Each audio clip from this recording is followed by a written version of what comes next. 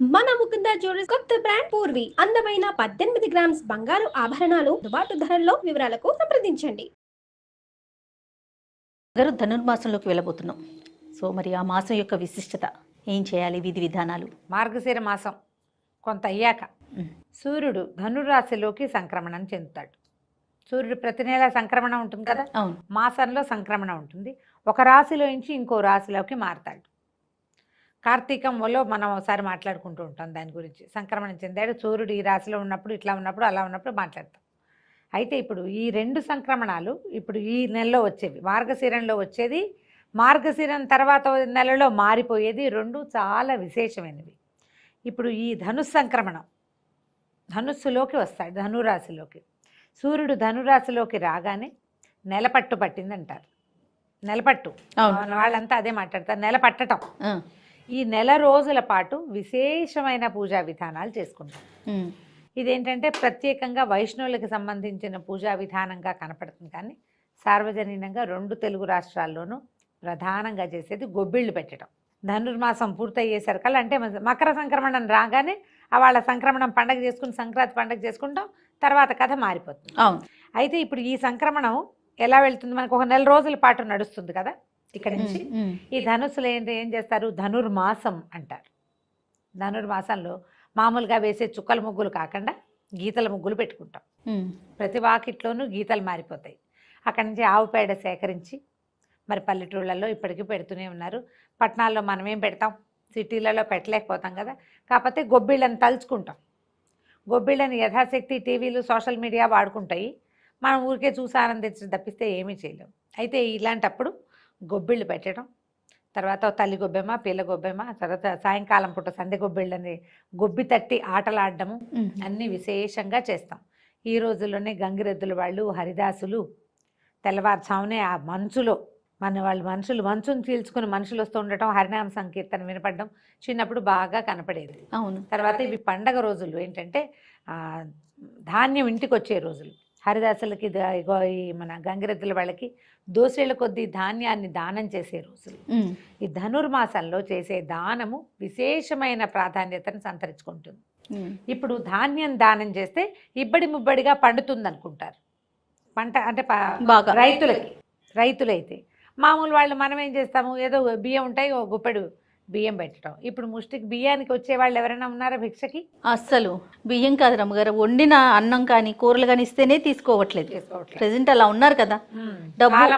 కాలం మారిపోయింది, అన్ని రకాలుగాను మారిపోతాయి కాలాలు. ఈ కాలం కూడా మారిపోయింది. కానీ ఈ సంక్రమణం తర్వాత ఉత్తరాయణ పుణ్యకాలం వస్తుంది. ఉత్తరాయణానికి ఆది కాలం అన్నమాట ఈ నెల రోజుల్లో విశేషంగా విష్ణువుని సంకీర్తన చేస్తారు. ఈ నెల రోజుల పాటు గోదాదేవి చెప్పినటువంటి తిరుప్పావైని పారాయణ చేస్తారు.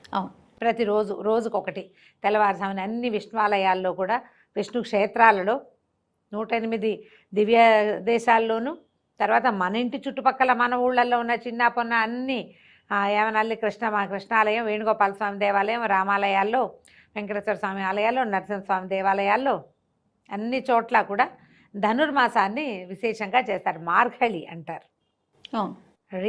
మార్గళి. ఈ మార్గళి ప్రత్యేకంగా చేసేది ఏంటంటే పొద్దున్నే లేవటం, విష్ణునామ సంకీర్తనతో నిద్ర లేవటం, తర్వాత స్వామివారికి ఆరాధన జరుపుని ఈ తిరుప్పావైలో ఉన్న మొదటి పాసురాన్ని మొదటి రోజున, రెండో పాసురాన్ని రెండో రోజున చొప్పున చదువుకుంటారు. ఈ తిరుప్పావై ఎలా చేసుకోవాలి అని మన వాళ్ళంతా స్టార్ట్ చేయాలని భావిస్తారు, కానీ ఇది ప్రత్యేకంగా ద్రవిడ భాషలో ఉంటుంది కాబట్టి వైష్ణవులు చేసే విధానం. కానీ దేవాలయాలు, అన్ని విష్ణువాలయాలు మనవే కదా. పొద్దున్నే చక్కెర పొంగల్ పెడతారు చక్కగా. చక్కెర పొంగలు, దద్దోజనము, తర్వాత వెణ్పొంగలి, మిరియం పొంగలి పొద్దున్నే ప్రసాదాలు ప్రతిరోజు నిత్యము చేస్తారు. ఈ 30 రోజులు చేసే ఆరాధన చాలా విశేషమైన ప్రాధాన్యతని సంతరించుకుంది. మన అన్ని దివ్య దేశాల్లో చేస్తారు. తిరుమలలో ప్రత్యేకంగా ఈ 30 రోజులు సుప్రభాత సేవలో తిరుప్పావైనే గానం చేస్తారు. ఈ ప్రబంధాన్ని దివ్య ప్రబంధన ఈ నెల రోజులు స్వామివారి మేల్కొల్పు తిరుప్పావైతోటి. తర్వాత శ్రీరంగం నుంచి అమ్మవారు ధరించిన మాల కూడా వస్తుందని చెప్తారు ఇక్కడికి. ఇవిడ గోదాదేవి కథని విశేషంగా చెప్పుకోవాలి కదా. ఆమె తను శ్రీరంగంలో అయ్యవారికి తను ధరించిన మాలని సమర్పించేది. ఆయన అది తెలుసుకున్నాడు, ఆ వెంట్రుక వచ్చిందని ఆ తండ్రి చూసి బాధపడితే ఆయన ఆ అమ్మాయి ధరించిన మాలే నాకు కావాలని భగవంతుడు స్వయంగా అడిగాడని ఆవిడ ఇట్లా వ్రతం చేసింది. మాలలో వెంట్రుకు వచ్చింది. మాలలో వెంట్రుకు వచ్చి ఇట్లా మెడలో వేసుకుని చూసుకునేది ఇంత పొడుగు జుట్టు. ఒకరోజు ఆ దండలో మాలలో వెంట్రుకు కనపడింది తండ్రికి. అయ్యో ఇదేమిటి ఇట వెంట్రుకు వచ్చింది, స్వామివారికి సమర్పించేది అపవిత్రం కాదు, వెంట్రుక అపవిత్రమైన వస్తువు. ఆయన తెలుసుకున్నాడు, కూతుర్ని అడిగితే నేను వేసుకున్నానని చెప్పింది. మనసు అయ్యింది, వేసుకోవాలనిపించింది. తను వేసుకున్న మాలనే ఇస్తోంది స్వామివారికి రంగడికి. దాంతో ఆయన చాలా బాధపడ్డాడు. అపచారం చేశాం, ఎంతకాలంగా ఇలా తప్పు జరుగుతుందో నన్ను క్షమించమని భగవంతుడికి ఎంతో ప్రార్థన చేస్తే, కాదు నాకు ఆ మాలే అదే ఇష్టం నాకని అడిగేట ఆయన రంగనాథుడు. ఆ మాల ధరించకపోతే నాకు లోటుగా ఉంటుంది, ఆమె ఒంటి మీద నుంచి వచ్చిన మాలే కావాలి నాకు. ఈవిడిని ఆ కృష్ణుడిని ఆయన్నే రంగడినే ప్రేమిస్తున్నాను, ఆయన్నే వివాహం చేసుకుంటానంటే పెళ్లి కూతురుగా అలంకరించి తీసుకెళ్తే ఆమె దివ్య జ్యోతిగా మారి స్వామి ఆయనలో ఐక్యమైపోయారా. ప్రత్యేకంగా ఈ నెల రోజుల్లో ఈ మాట చెప్పుకోవాలన్నమాట. రోజు ఇప్పుడు ఆమె చదివిన 30 రోజుల ఆ దివ్య ప్రబంధాన్ని మనం తిరుపావైని నువ్వు నేను చదువుకోలేకపోతాం. అవునండి, ద్రవిడ భాషలో ఉంటుంది. ప్రత్యేకంగా వైష్ణవ కుటుంబాల్లో నేర్పిస్తారు. నాకు కూడా కొన్ని వచ్చు, నువ్వు నేను అంటే నాకు వచ్చు కానీ చేయటం లేదు, కానీ వచ్చు నాకు కూడా. అయితే అదే విధానం ప్రకారం చదువుకోవటం. మనం చదవలేము, ఏ దేవాలయంలో చదవబడుతుందో అక్కడి నుంచి ప్రసాదం తీసుకుంటే మనం చదివినట్టే. అంతే, మీకు వచ్చు కనుక మేము చాలా సార్లు అడుగుతున్నాం, కానీ మీరు రాదండి అనేస్తున్నారు. రైట్, అంటే అర్థం చెప్పేంత రాదు జయ, అట్లా చదువుకోలే, అర్థం చెప్పాలి కదా. అలా ఇప్పుడు ఊరికే స్తోత్రం చదివిస్తే ఏముంది, ఇప్పుడు లలితా సహస్రనామం నువ్వు కూడా చదువుతావు కదా. అవును, నేను చెప్పగలుగుతా, నాకు చదివి దాని అర్థం తెలుసుకోగలను. ఇది ద్రవిడంలో ఉండటం వల్ల అర్థాన్ని తెలుసుకునేలాగా చదివే అవకాశం భగవంతుడు నాకు ఇవ్వల. ఇచ్చుంటే వచ్చుంటే నాకు తప్పకుండా చెప్పేదాన్ని. ప్రతి సంవత్సరం ఇదే ఇష్యూ మనకి, మన ఇద్దరికి అదే మాట్లాడతాం, అదే చేయలేకపోతున్నాను. అవును, ఇప్పుడు అలా ఎవరు చెప్పేవాళ్ళు ఎవరైనా దొరికితే చక్కగా తప్పకుండా విశేషంగా చెప్పించుకోవాలి, అర్థం వినాలి. ఆమె ఎట్లా పిలుస్తుందంటే, ఎట్లా ప్రభు సేవకి వేళయింది, పొద్దున్నే నిద్ర లేవండి, తొందరగా లేచి వెళ్ళి స్నానం చేసి రావాలి, ఆయన నిద్ర లేపాలి స్వామిని, వీళ్ళని నిద్ర లేపుతుంది అనమాట ఆవిడ చెలికత్తెల్ని. చాలా విశేషమైన అర్థం కలిగి ఉంటుంది. ఈ 30 రోజుల పాటు పారాయణ చేయటం, మధ్యలో కొన్ని విశేషం నాయకనాయ అంటారు, అదొక ప్రత్యేకమైన పాసురం. తూమణి మాడత్తు అదొక ప్రత్యేకమైన పాసురం. అట్లా ప్రత్యేక పాసురాలప్పుడు ప్రత్యేకమైన సేవాకాలాన్ని జరుపుతారు. తర్వాత ఈ గోదా కళ్యాణంతో ఈ తిరుపావై ప్రబంధ పఠనం పూర్తవుతుంది. ఈ నెల రోజుల పాటు ఇలా చేయబడే దేవాలయానికి వెళ్ళి ఒక్కసారైనా నమస్కారం చేయండి. మానవ మాతృలు ఎట్లా భగవంతుణ్ణి చేరచ్చు చెప్పింది ఆమె. సాధారణంగా మన అందరికీ పూజ ఉంటుంది, భక్తి ఉంటుంది, ఏదో చేస్తాం. మనం ఏది చేస్తున్నామో అదే భక్తి అనుకుంటాం. ఒక్కొక్కళ్ళకి పువ్వుల మీద ఉంటుంది, ఒక్కొక్కళ్ళకి దండల మీద ఉంటుంది, ఒక్కొక్కళ్ళకి ప్రసాదాల మీద ఉంటుంది. చాలా మందిని గ్యాదర్ చేయటం, కొంతమందికి చాలా అలంకారం, కొంతమందికి ఉపవాసం, కొంతమందికి మడి ఆచారం, ఇతరులకు కనపడక, కొంతమందికి వితరణ, అందరికీ బాగా ఇంత ఎక్కువ ప్రసాదాలు చేసి పంచిపెట్టేసేయాలి. భక్తి పలు విధాలుగా ఉంటుంది. మధుర భక్తి ఇది. భగవంతుడిలో చేరటం ఎట్లా ఆయనతో మమేకమైపోవాలో ఈ గోదాదేవి మనకు తెలియజేస్తుంది. ఈ ప్రత్యేక ప్రబంధాన్ని ఈ నెల రోజులు చదువుతారు. అవకాశం ఉన్న వాళ్ళు చదువుకోవచ్చు, లేని వాళ్ళు మేము చదవలేకపోతున్నాం ఎట్లా చెప్పండి అని అడగండి.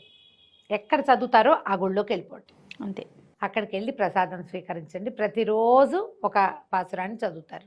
మనం ఇళ్లల్లో చేసుకునే వాళ్ళు ఏం చేస్తారు, గోపద్మ వ్రతం అంటారు. గోపద్మ వ్రతాలు కూడా అదొక పేరుకే కానీ అది ఆచరిస్తున్న వాళ్ళు ఎవరు ఇప్పుడు మనకైతే కనపడరు, చాలా తక్కువ. గోపికలు కూడా ఇట్లా కృష్ణుని ఆరాధించి భర్తగా పొందారని, అమ్మవారు ఎట్లా గోదాదేవి ఇట్లా స్వామివారిని ఆరాధించి ఆయనలో ఐక్యమైందని చెప్తారు.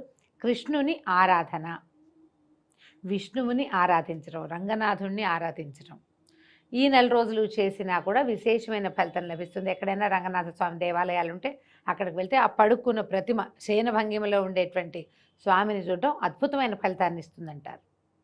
అన్ని ఆలయాల్లోనూ మనకు విశేషంగా కనపడుతుంది ఇది. ఎలా కుదిరితే అట్లా చేయటం, మనం ఎలా వాకిట్లో ముగ్గేసుకోవటం, ఇల్లు శుభ్రంగా ఉంచుకోవటం, కృష్ణ గాథలు ఏమైనా చదువుకోవటం, భాగవతం లాంటివి, భగవద్గీత లాంటిది చదువుకోవటం, ఇవి అద్భుతమైన ఫలితాన్ని ఇస్తాయి. ఈ నెల రోజుల లోపల మనం ఏం చేస్తాం, పండగ దగ్గరకు వచ్చేసరికల్లా ఇల్లు బూజులు గిజలు చిమటాలు చేస్తాం. మధ్యలో మనకి న్యూ ఇయర్ మనం పార్టీ చేసుకునే పండగ ఒకటి వస్తుంది. ఈ నెలలోనే కదా అది కూడా అవును, వచ్చేది. అవును. తర్వాత ఏమో భోగి పండక్కి మళ్ళీ బొమ్మలు పెట్టుకోవటము, పిల్లలకి భోగి పళ్ళు పోయటం, అవన్నీ ప్రత్యేకమైనవి కదా.